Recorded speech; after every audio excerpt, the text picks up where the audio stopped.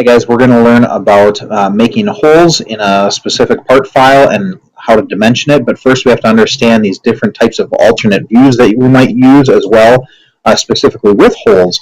So there's three types. One is a section view, which really means we're taking it apart and we're going to slice it in half in order to tear away part of it so you can see the inside and what the inside would look like, the material that's in there.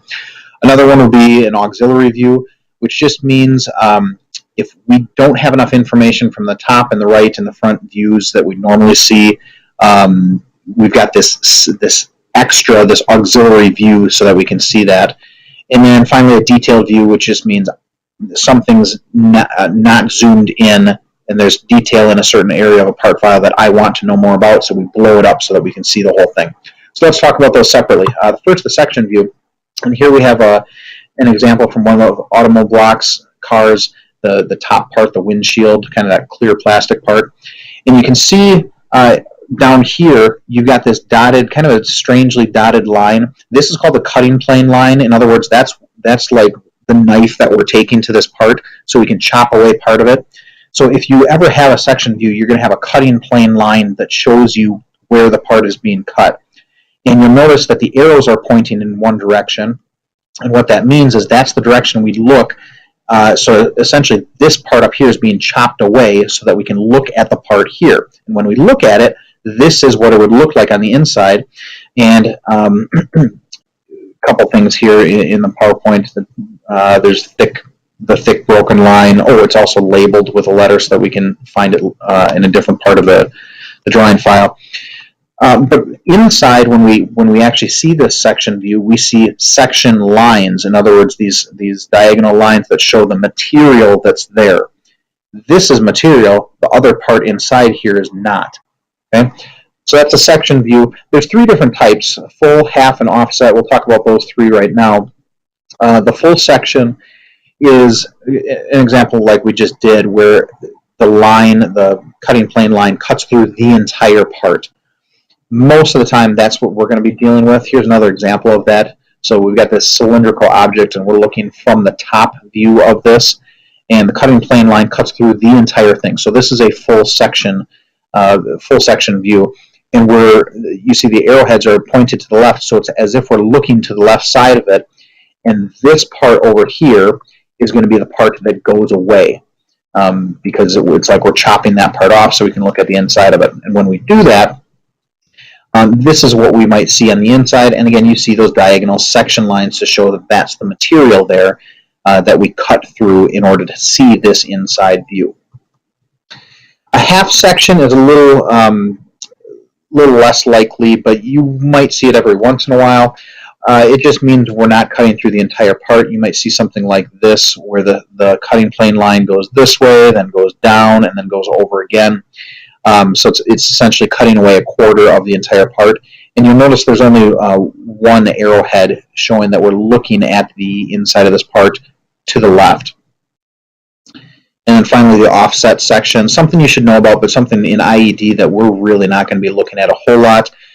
This is just a different type that allows us to shows different parts that we wouldn't be able to see with just a full or a half section. Okay, so those are all the different types of section views. Now on to auxiliary views. Auxiliary views are used, like I said, when the top and right and front views aren't enough information for us. And an example I'll give you is like if you're looking at a house straight on, you're looking at the roof. The roof would look rectangular to you if you're like standing on the road, but really that the height of that roof that you see is not accurate because it's tilted in away from you, right? So it's actually a further distance than it looks like it is when it looks like it's standing straight up. That's called foreshortening. In other words, where something is an actual distance of, let's say, 10, but because it's tilted away from you, you can't tell it. It only looks like it's maybe 8. And so here's another part that has a top, front, and right side view, and there's a foreshortened face because it's tilted away from you. Okay, so when you think auxiliary views, typically it's going to be because there's some type of angle, and we want to get the actual dimension of a part, not just the way it looks.